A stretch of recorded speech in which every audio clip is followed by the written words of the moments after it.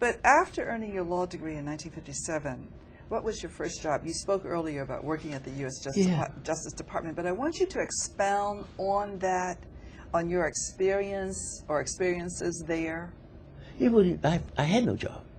Oh, you didn't have a job. Okay, so what did you do? Well, because all my white friends in my little study group, the All-American study group that we'd been together all 3 years, you know, and suddenly they were kind of still talking about a law firm. That's something nobody was talking about to me.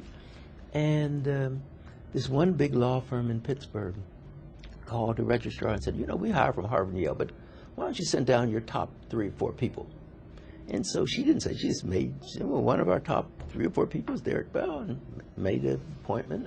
I went down, and it was like the secretaries were going to have heart attacks as I walked through the office. Only black person? Only black person. Uh-huh. And I finally in the Justice Department. Oh no, this is before I got the Justice Department. Oh, okay. I'm sorry. Although that's almost true too. Yes. Okay. This is a big law firm, and I finally got to the hiring partner, Mr. Denby. I've forgotten his name. And he said that they'd never thought about hiring a black as an associate, but they would give it some thought and call me back. Meanwhile,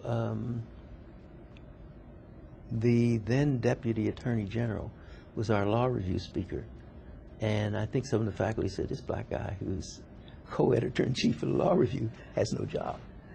And William Rogers, who later became Secretary of State, and Rogers spoke to him and he said, we have this new honor graduate recruitment program, and I think it's going to be a good, why don't you apply?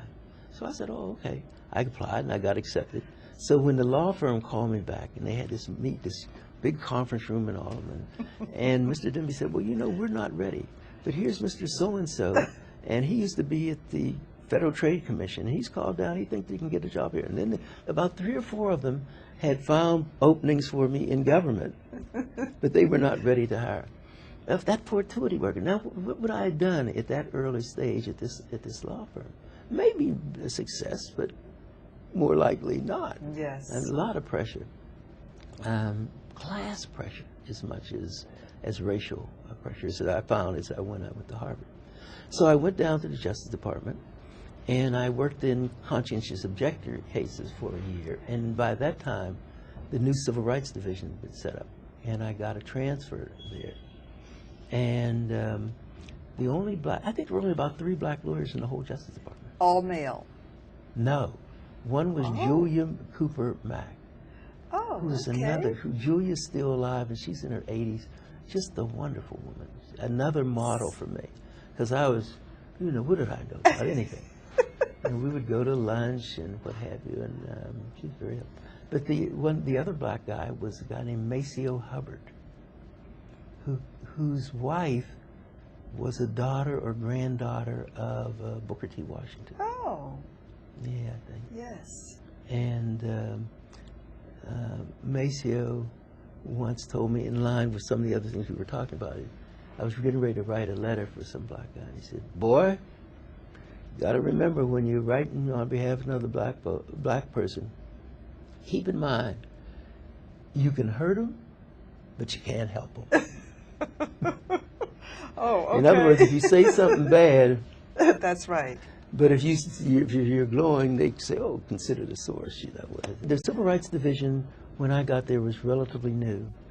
It was staffed with a couple high-level folk and, a dozen, maybe fewer, people like myself, just fresh, many persons a part of this honor graduate recruitment program.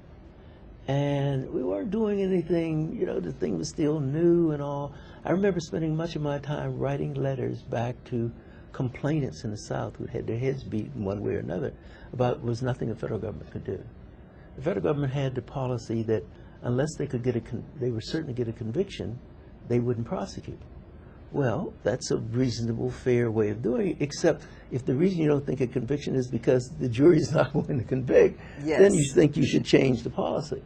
So I wasn't ever happy. One of the things I remember is having these weekend get-togethers with the other young guys.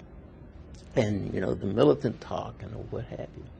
And one person said, oh, he was a member of the NAACP and blah, blah, blah. Well, one of the bosses called me and asked me about NAACP membership. And I said, yeah, I'm a member. Isn't everybody? And he said, you know, we think it's a conflict of interest and we would like you to resign the membership.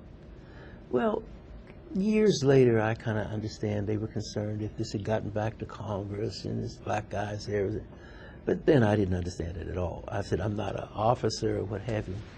And I said, you know, I'll think about it. And I talked to some of my new bourgeois friends there, and they said, oh, you have to work from within. But Bill Hasty came to town, and I had met Judge Hasty, just a wonderful man. When I graduated, because I went up to ask him about being a clerk, little knowing that he hired, you know, clerks to get hired after the second year. We didn't know anything about that at the University of Pittsburgh. And, but I knew him, so I went to see him and told him, and he said, your friends are, you know, they're giving you good advice, but you need to follow your heart. And I knew how he had left the War Department in protest about they wouldn't end segregation, as he thought he could help them in, and very public and blasted them. And Du Bois speaks very favorably about the distinctions between black leaders like Bill Hasty and those who are willing to do anything to stay in the job. So I finally told him I wasn't going to resign. So I thought they were going to fire me, but they didn't.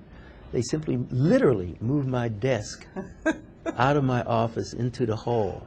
Oh, no. And started giving me what amounted to busy work.